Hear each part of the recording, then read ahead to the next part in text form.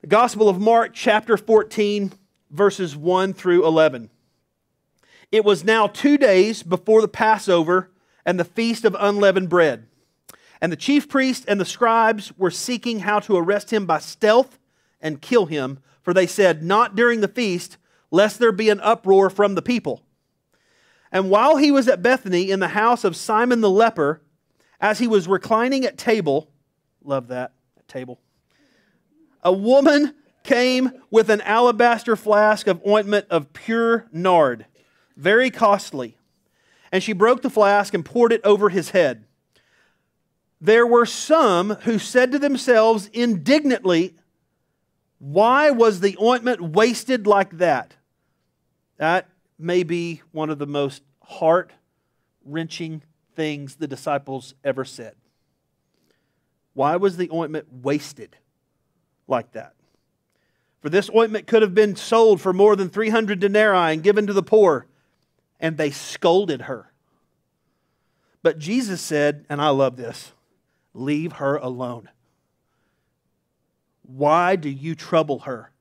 She has done a beautiful thing to me, for you always have the poor with you, and whenever you want, you can do good for them, but you will not always have me. She has done what she could. She has anointed my body beforehand for burial. And truly I say to you, wherever the gospel is proclaimed in the whole world, what she has done will be told in memory of her." And here we are doing it today. Verse 10. Then Judas Iscariot, who was one of the 12, went to the chief priests in order to betray him to them. And when they heard it, they were glad and promised to give him money. And he sought an opportunity to betray him. Let's pray. God, I pray that you would get down to our hearts, Lord, that you would help us to see and be honest about where our treasure is. God, that you would convict us where we need to be convicted, and that you would encourage us where we need to be encouraged. It's in your good name that we pray. Amen. You may have a seat. Again, if you're just coming in, my name is Cody. I get to be the pastor here, and we're starting a new series called Why Jesus Came, and I'm going to go ahead and tell you why he came. He came to die. Okay? Series over. You don't have to come back for the next 6 weeks. Just joking. He came to die. But here's the next sentence of this. Here's the next thought that goes behind that.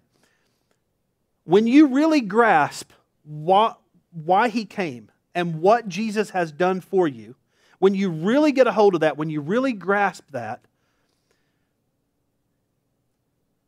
your treasures will lose their grasp on you. That's what happens with this woman who comes and breaks this flask, this alabaster flask of ointment.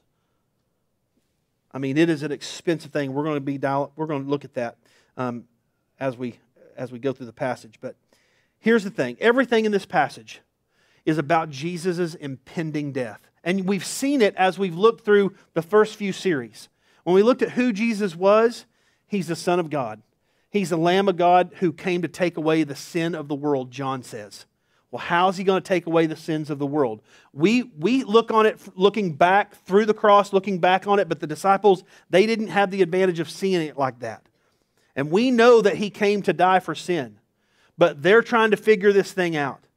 Then we look at all the places where he went, and we found out that Jesus is not just for Israel, that he's for everybody. And he goes to hard places, and he set his face like a flint to Jerusalem, and that he went into the temple, the place that represented the authority of Jerusalem.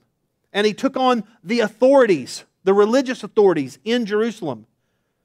And then last week we saw that he leaves the temple, and he basically pronounces judgment upon the temple, that it's all coming down. And it did, just another 30, 40 years after he pronounced that. So today, we're looking here, and it's a couple of days before the Passover. We know that Jesus is killed just a few days after this little interchange, this exchange between him and Mary. And that's who this lady is. Her name's Mary. We're told that in the Gospel of John. When John recounts the story, he gives us her name. It's Mary, the sister of Martha, the sister of Lazarus, who Jesus had brought back from the dead. They lived in Bethany.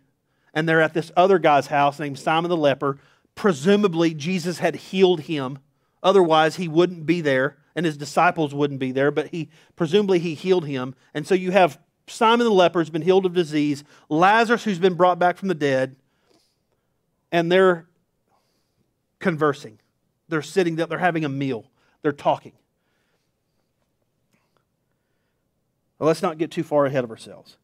It's 2 days before the Passover, the Feast of Unleavened Bread. The Passover is the holiday in Israel. It is where Israel remembers that God delivered them, that took them out of slavery, delivered them out of Egypt, brought them to the Promised Land. It was the fact that God, through the Passover, that He sent judgment onto Egypt. And He promised that He would take the firstborn of every house unless they sacrificed a lamb and they put its blood over the doorpost of their home.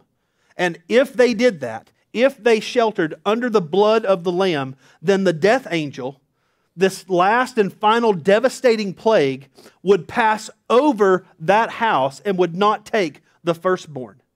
And we were told that there was an outcry in Egypt like there had never been before. And it broke Pharaoh, and he finally said, "Get out," and he let his people go. He let God's people go. He changed his mind. He came back and he tried to chase after them. God swallowed them up in the Red Sea. But this is the idea that there was a lamb that was given, and so that God would pass over His people, and that the firstborn would be spared. And now here we are, Jesus, who is the firstborn of God, getting ready to go and be slain as the Passover lamb, so that all who come underneath His blood no longer are held accountable for their sins. That all of the punishment that we so deserve lands upon Jesus. And what's interesting is that the chief priests, the rulers, this delegation from the Sanhedrin, they're the ones who should know this, that they should understand who He is. They should be the most welcoming of Christ, and yet they're the people who are trying to kill Him. This idea of the unleavened bread is you don't wait for it to rise. That's the kind of bread that we'll take with communion today. It's unleavened. And that has roots back in this idea of the Passover, unleavened bread. You travel light, you travel quick, you got to be ready to move when God moves. That's all the things that are going on as these holidays are approaching. It's 2 days before this, and they're seeking how to arrest Him by stealth. They're trying to be sneaky about it. They're trying to kill Him. Now, they started trying to figure out a way to destroy Him all the way back in Mark chapter 2 and 3, when He first started doing miracles on the Sabbath day and violating their laws. They've been after Him for a while, and it's coming to a head. But they're also afraid of the people. And we looked at that last week, how when Jesus asked them the question, John's baptism, is it from God or from men? And they didn't answer Him because they were afraid of what the people would do. And they're afraid of the people causing an uproar because there's a lot of people swelling into Jerusalem at this time. And Rome has put a lot of extra troops in the town because they don't want any uproars. They don't want anything to upset the peace of Rome, the Pax Romana. And so the Sanhedrin, this buffer zone between Jewish people, Roman government, they're trying not to get anything stirred up. They don't want, but yet they know that the people are huge fans of Jesus. So that's why they're trying to be sneaky about it. And then, the last part of the verse, because Judas is kind of in the same category with them. They try to get rid of Him by stealth, and Judas gets rid of Him by intention. Notice that it said they were glad, and they gladly offered money when Judas stepped forward. Judas, it says he was looking for an opportunity. The Greek means that he was looking for a convenient way. He was looking for a way that wasn't going to, he wouldn't have to go out of the way too much. Just something that was convenient, an opportune time. You say, well, what is going on with Judas? He's seen all these miracles. He's seen Jesus do these things. Why in the world would he agree to betray Jesus? I'm not saying this is gospel. I'm saying this is my theory. And there's several others that share this theory. But here's what I think. I think Judas was one of the very first ones to really grasp that Jesus was actually going to die. And that did not fit his paradigm of what a Messiah was. And he just cashed in his chips and, burned his losses and said, I'm getting out of this thing while the getting's good. And I'll make what I can out of it. We're told in another gospel account that what he sells Jesus for, that what he betrays Jesus for, is 30 pieces of silver. 30 pieces of silver. A couple of $100 in currency. And it is minuscule in comparison to what Mary. In Mark's gospel, an unnamed woman, but we know from John it's Mary, and I'm going to refer to her as such throughout the rest of the sermon. What Judas sold Jesus for was a fraction of what Mary anointed him with. And we're going to and that's where I want us to kind of get into. But before we go there, I want you to understand something. Jesus came to die, and both the religious leaders and Judas were agents in making that happen. They share some of the blame, but also you need to know that our God is so great and our God is so sovereign and our God rules over all events, and that He used even the wicked and evil intent of the religious rulers and of Judas to bring about His purposes to save you and I and your friends. He used their wicked intent to bring about the death of Christ so that we could be saved. And this is not an uncommon theme in the Bible. We see this with Joseph and his brothers when they betrayed him, sent him down to Egypt, which is where we kind of get the whole Passover thing. If that wouldn't have happened, we wouldn't have had the Passover. It all fits together, and years go by, but he's there languishing in Egypt. And finally, his brothers come back, but that's kind of they don't know who he is. He finally reveals himself. They're scared that he's going to exact all kinds of retribution, and he calms them down, and he says these famous words. He says, what you meant for evil, God meant for good to save many people. This is what's going on here. What happened with Joseph and his brothers is a foreshadowing of this dinner, this night in Bethany, 2 days from the Passover. What they meant for evil, what they mean for evil, God intends for good, and He's going to use it. He's going to redeem it. That's how great our God is. Our God is so great that He can use evil men and evil plots to accomplish His plans. So, verse 3, while they're at Bethany in the house of Simon the leper, we've already talked about him a little bit, they're reclining at a table. And a woman came with an alabaster flask of ointment of pure nard. It doesn't sound like an attractive cologne. Like you're not going to see that if you go to Dillard's today. You're not going to see pure nard. You're not going to see that. But it's very costly. And she broke the flask. It probably had a very, very skinny neck. She broke it and poured this over his head.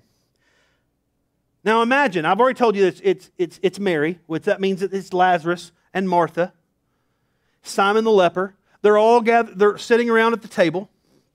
It's probably primarily the men, although Jesus has done a lot to, take on these taboos. Women are allowed a few more rights around Jesus than typically. But at the typical Jewish dinner, women wouldn't have been allowed to come in there and just converse with the men. It would have been just the boys. It would have been the guys' night. But Mary crashes the party. And we don't know if they're indignant about that, but what she does, we know that they're indignant about. And you got to think the conversation is flowing here. Jesus has brought Lazarus back from the dead. He's healed Simon the leper. They're probably having all kinds Simon, what was it like to, just not feel a lot of your limbs? What was it like to have leprosy and to be shunned? What was it like not to be able to hug your wife or your daughters or your mom or your dad for years? What was it like? What's life been like since then? Have the people that you were ostracized from, have they accepted you back fully? Do they believe that you were really healed? And Lazarus, what about you? None of us here have been dead. What's that like? What was it like sitting in the grave, just minding your own business, and then all of a sudden you hear Jesus calling you? And you get up and you walk out of that tomb. What was that like? So I don't know if that's what they were talking about. I know that if I was one of the disciples, that's what I would have been talking about. I'm kind of like, I'm not just afraid of asking people odd questions. I will do that. Just warning you, if you go to coffee with me, it might get weird. I'm just putting it out there, all right?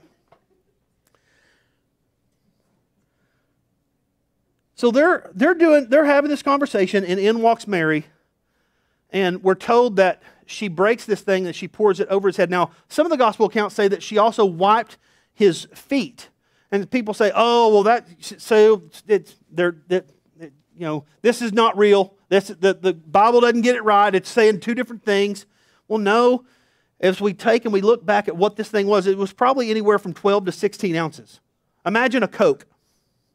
A bottle of Coke. And that's the amount that we're talking about. She breaks the neck off this thing, and she pours it, and it probably runs over his head, probably all down his body. And you say, well, that's kind of a rude thing to do. Yes, except for the fact that when you realize what she was doing it for, she was anointing him for his burial. And you say, well, he hadn't dead yet. Why is he doing this? Because, and I want you to get this, Mary accepts the fact that Jesus is going to die. She's the first one to do it. All the disciples they're trying to figure out ways to stop it from happening. They're trying to rebuke him when he starts talking about it. They do not have a category in their head for a Messiah that is going to die at the hands of the Romans. That is not anywhere. That has not been downloaded onto their hard drive. They do not have the RAM for that. Okay? But Mary, she's a special kind of computer, and she gets it. This is downloaded for her. And so the fact that she anoints him, it's saying so much. She knows that if he's going to die this way, he's going to die a criminal's death. They don't have funerals for criminals. They take them down off the cross and they throw them in the pit. They throw them in the Kidron Valley. They throw him in Gehenna. They discard them. They are not celebrated. That's why people had to go and ask for his body once he had died. She has no concept that she's going to be able to anoint him and properly care for him in the way that a Jew is supposed to be cared for in their death. And so she's doing it now while she can.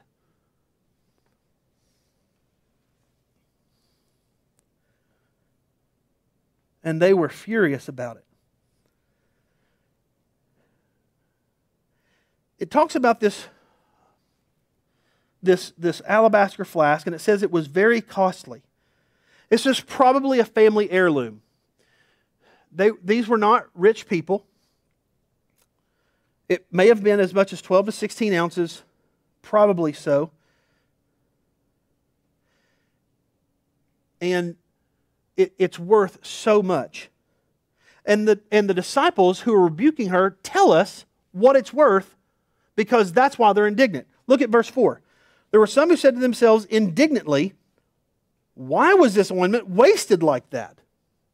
Imagine that. You're a disciple and you say this was wasted on Jesus, whom we follow.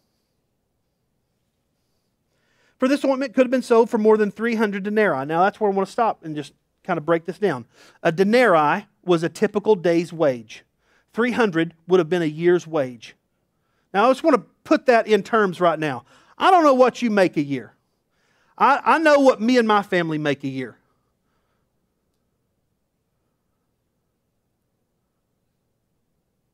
Think about what you and your family make a year.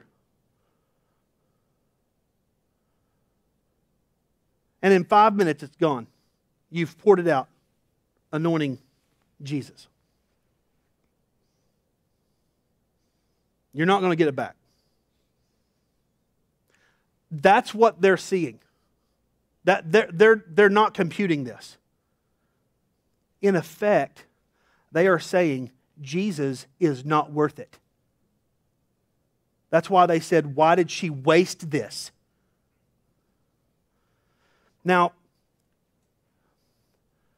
I'm going to I'm going to risk saying something that may step on your toes, and some of you may walk out the door today and never to come back in this church. What is Jesus worth to you?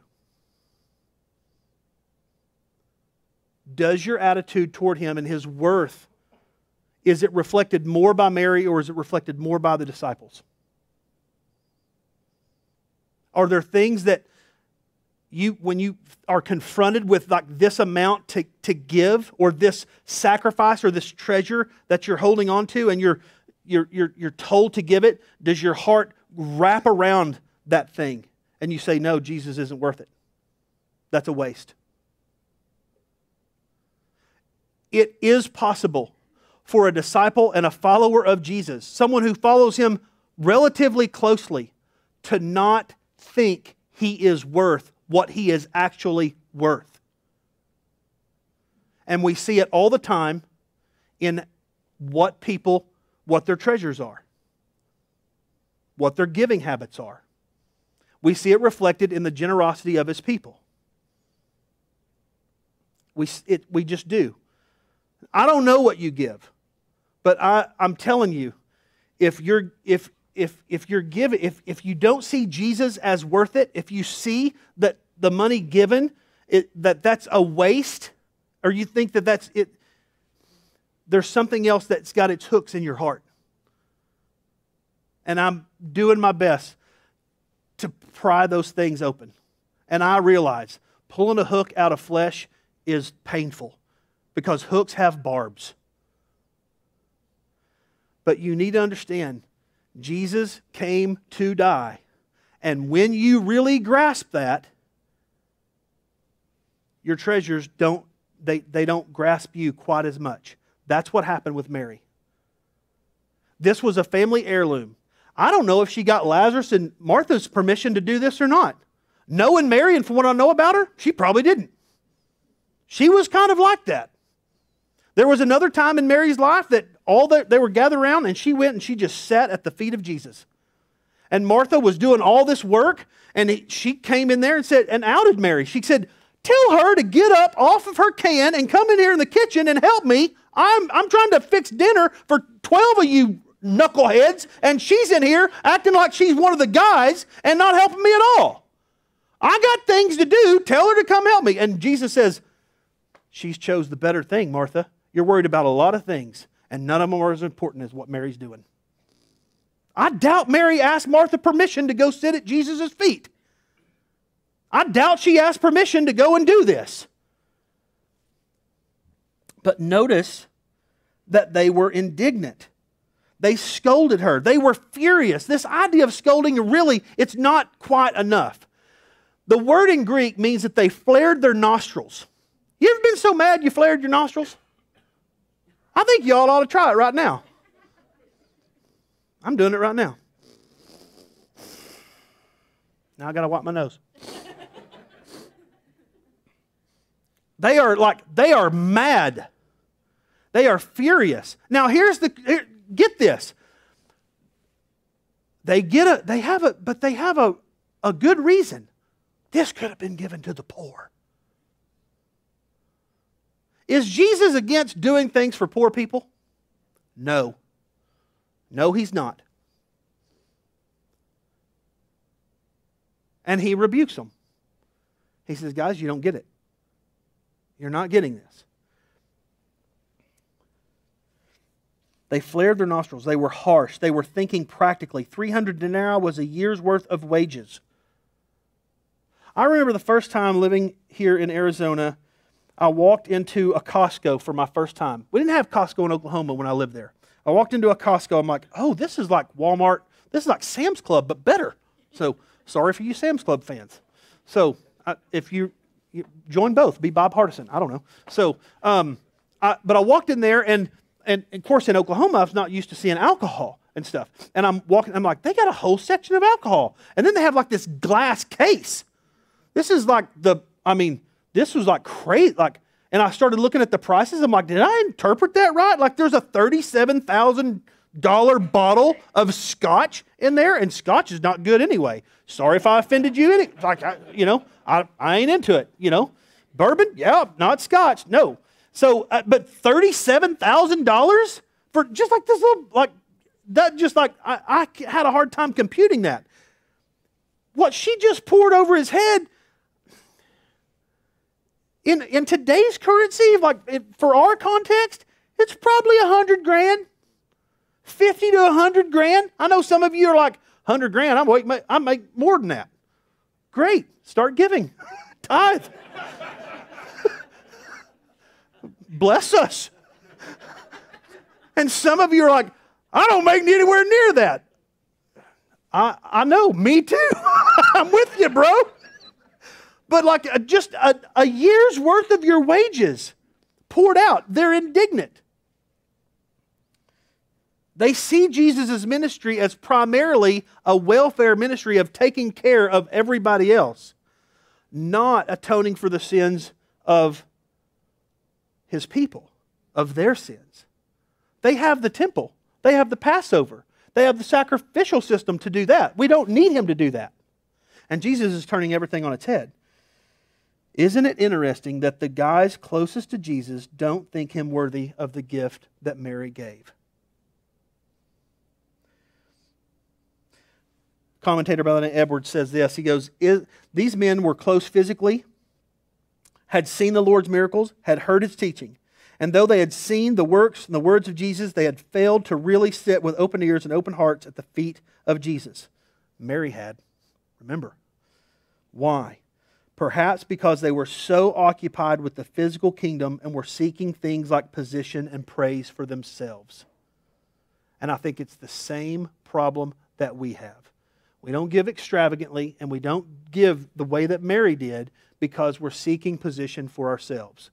We're seeking a second home. We're seeking to pay our home off. We're seeking to have a nice cushion retirement and stuff like that. And I'm not saying those things are in and of themselves wrong. But where is your treasure? Where is it at?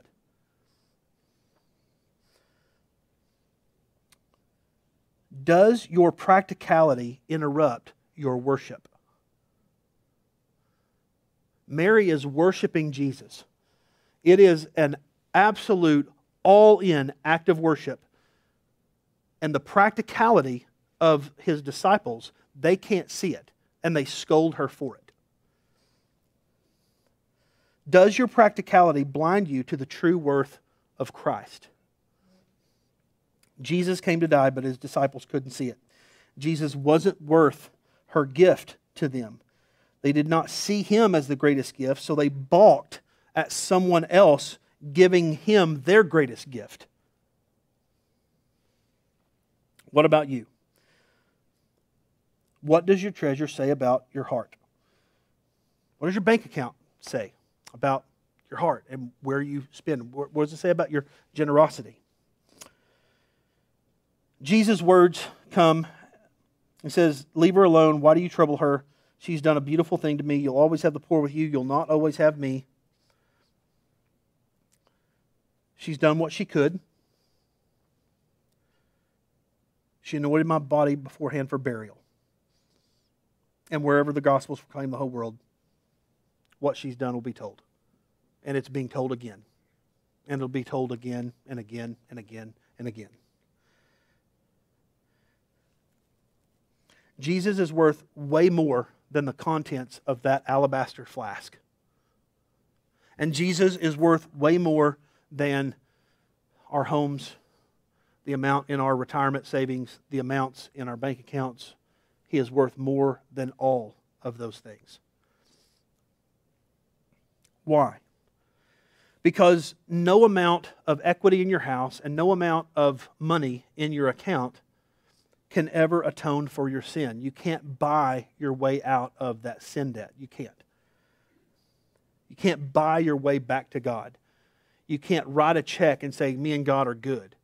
It's not that. Verses 5 and 7, in a way, the disciples say, this could have been done for the poor. And Mary does this, and then they accuse, Jesus says, yeah, you're always going to have the poor with you. But in a way, like, it was done for the poor. Jesus wasn't known for being a rich guy. He said, foxes have holes and birds of the air have nests, but the Son of Man has nowhere to lay his head. He was not born in an ivory tower. He was stripped in his death of the only thing he had, which was a tunic. And they divided up and they cast lots for it. He didn't have a lot of money. He didn't live an opulent life. He would die the next few days. The type of death that he was headed toward typically didn't have funerals afterwards. So Mary is honoring him while she can. Listen, there's going to be a day that you can't give. There is a day coming when you can't give. Did you know that? Just like there's a day coming where you can't tell your friend about Jesus. It's going to be over. He's going to come back one day. And we're not going to do set up and tear down anymore. And also, we're not going to see any more baptisms. It's done. There's a day that we won't be able to do this. There's a day coming, and Jesus is saying, you're always going to have the poor with you, but she can't do this just any time. And there's a day right now that you won't be able to give. There's a day that you won't be able to tell your friends about Jesus. Make hay while the sun is shining. That make hay with the sun shining, that was not in my notes. And some of y'all had to go on and look that up, and that's fine. Jesus came to die, Mary accepted it. And because she accepted it, her grip on her treasure was loosened. Or her treasure's grip on her was loosened. How tight is your grip on your possessions, on your treasures? When Jesus says, leave her alone, why do you trouble her? She has done a beautiful thing.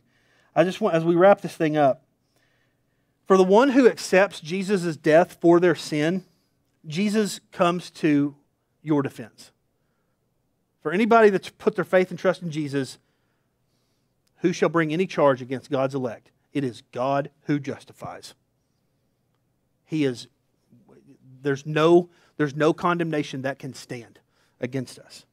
When we're accused of sin, Jesus says, leave them alone. I've paid for them. Their sin is already atoned for. It's paid in full. You have no complaint. When misunderstood and scolded by other believers, leave her alone. She's mine. She is loved to a degree that you cannot possibly fathom. She is my treasure and I am hers. Step back and shut your mouth.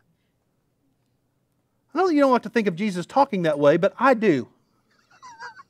I like the idea that He is bold and He is courageous and He comes to our defense. And He quarters no accusation against His people. When challenged for inappropriate worship and extravagant giving, leave Him alone. Don't you dare quench the Spirit of God. Take off your junior Holy Spirit badge, Mr. McJudgy. Quit it. Leave her alone. Leave her alone. What she has done is a beautiful thing. Jesus came to die for Mary's sin, and she accepted it. She got it. She was grieving. She knew she may not have a chance to do that then, and so she gave. And it was extravagant. It was extravagant. And He accepted it. And when you really grasp what Christ has done on our behalf, it just frees you.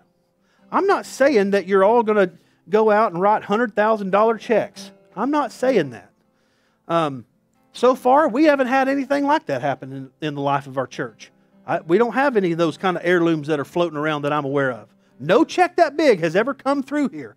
I promise you, I would know about it if it did. Somebody would tell me, but it hasn't.